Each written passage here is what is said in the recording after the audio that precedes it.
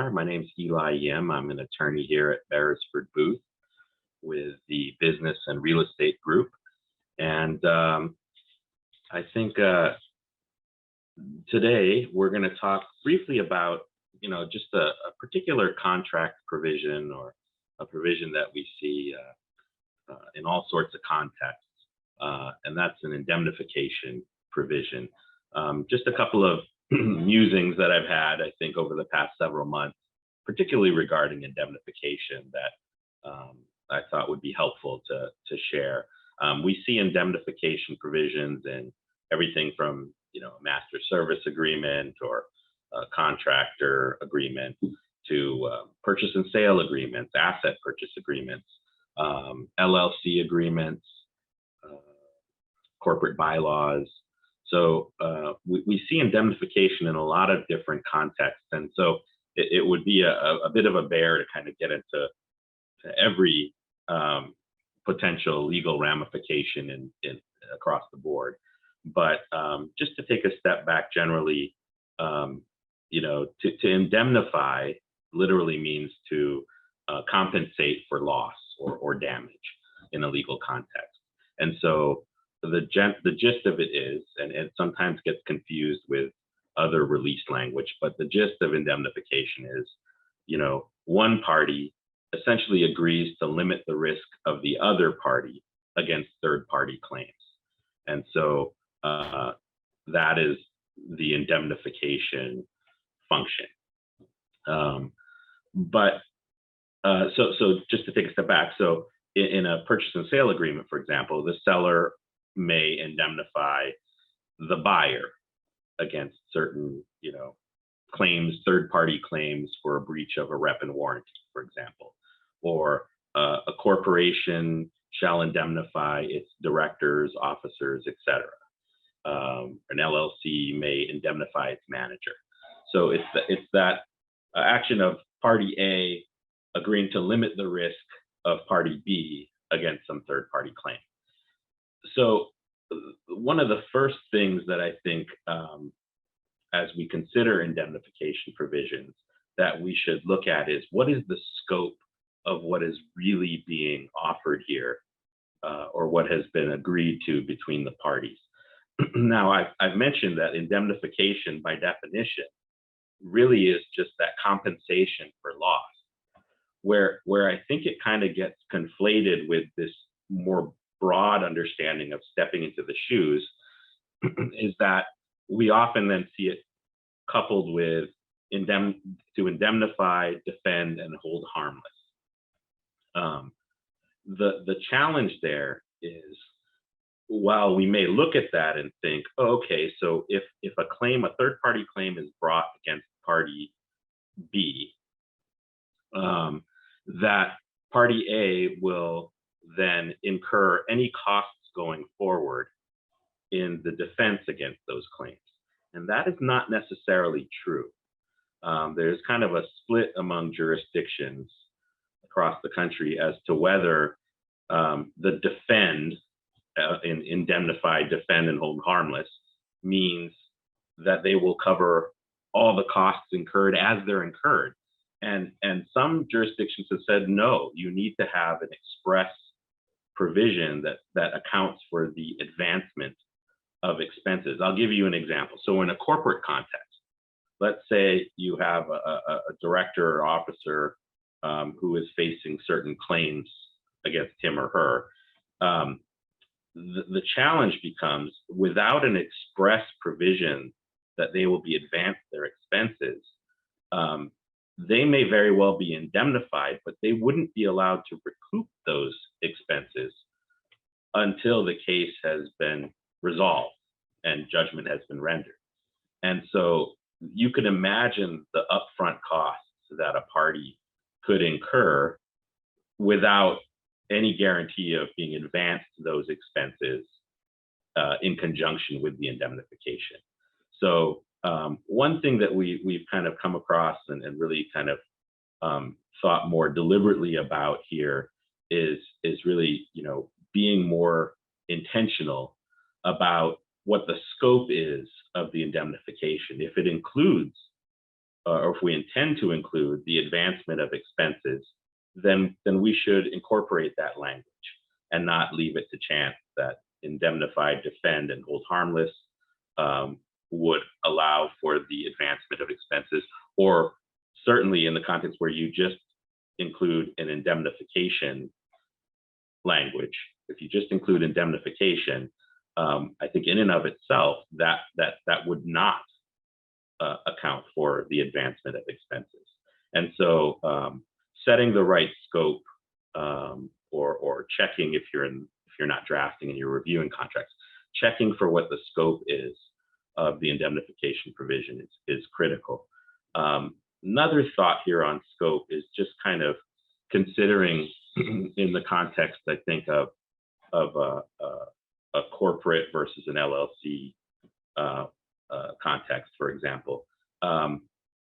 When we look at a manager of an LLC, for example, being indemnified or being responsible to exhibit a duty of care toward the LLC, the carve out there is except for intentional misconduct, gross negligence, or a knowing violation of the law. Whereas in the corporate context, I think it tends to be more of a negligence standard and not gross negligence. And so, again, to consider in the various contexts, what is the scope of what will be carved out from the indemnification provision. So really, it's pretty narrow in the context of an LLC if the manager will be indemnified for anything other than intentional misconduct, gross negligence, or a knowing violation of law. It may be much broader in a corporate context if it's just a negligence standard and not gross negligence. So again, to look at the language of any kind of that may limit the scope of the indemnification. So that's the scope, and a couple of things that I think have come up for us recently that we want to make give a closer look to when we review, or certainly want to give thought to when we're drafting indemnification provisions. Another item is that we've been talking about more is kind of the timing of indemnification. I'll use the context of an asset purchase, a purchase and sale agreement, where the buyer or the seller indemnifies the other against any kind of third-party claims for a breach of a representation and warranty. What's critical here is this is different than, I guess, party A filing a claim for breach of contract against party B, right? That there very well could be a breach of the contract itself between the two parties. But in the indemnification context, where there is an indemnification against third-party claims that arise from a breach of a rep and warranty, that may be on a totally different timetable when we consider, for example, a statute of limitations. So sometimes we see in a purchase and sale agreement a set period of time. Let's say party A will indemnify, defend, and hold harmless party B against any third-party claims that arise from a breach of a representation and warranty up to 18 months after closing. Okay, that sets our definitive timeline for, when you would be accountable and beholden to the other party to indemnify the other party. Sometimes that time limit may be longer, maybe 5 years.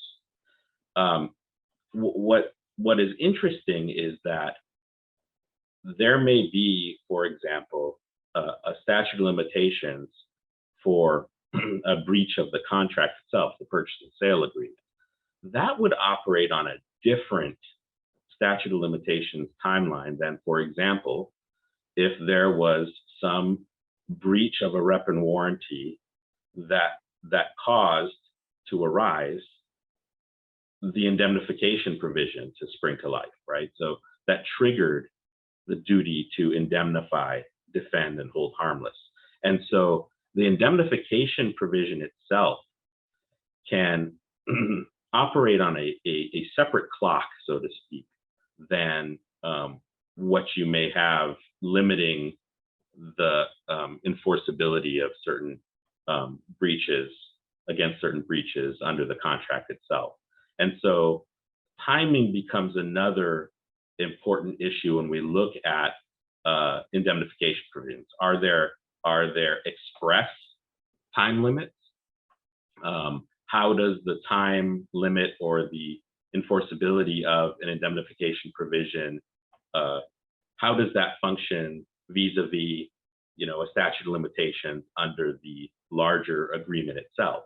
And it may be, like I said, on a different timeline or a different statute of limitations, because until there arose a need to indemnify, you could make the argument that that has not been triggered until that point in time. And then finally, I think the other thing that we've seen come up, just other kind of qualifying language that you want to be wary of. Are there other limits put on indemnification?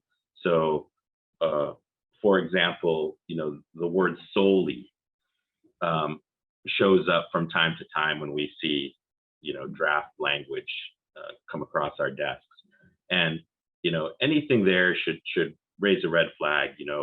So in one context, for example, if a provision says that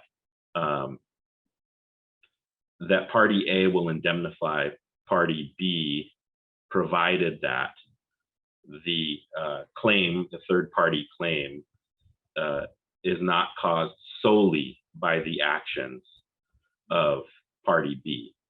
Well, that could really limit the scope, right? If there's even 1% chance that the claim was caused by someone else, or some other party, then the party A would still be bound to indemnify party B. And so anytime we see words like solely or any other qualifying language that would otherwise limit the scope, or in some cases, provide an impetus to trigger the indemnification provision, we want to be wary of that as well, any kind of qualifying language. So if nothing else, I guess, a lot of times you get to some of these provisions in contracts, and I think, either people get thrown off by what they consider to be the legalese of it, or they read through it as just some other general contract provision. And yet indemnification is, it can have huge ramifications, you can imagine, depending on the size or the impact of a third party claim. And so understanding the scope of the provision and the indemnification, understanding the timing of it, and if there are any limitations there, or any other qualifying language, becomes really critical to making sure that that you're protected, or that your client is protected in this context. So just a couple of thoughts on indemnification. And if you have any questions, feel free to check out our website or reach out to us through the website at Beresford Booth.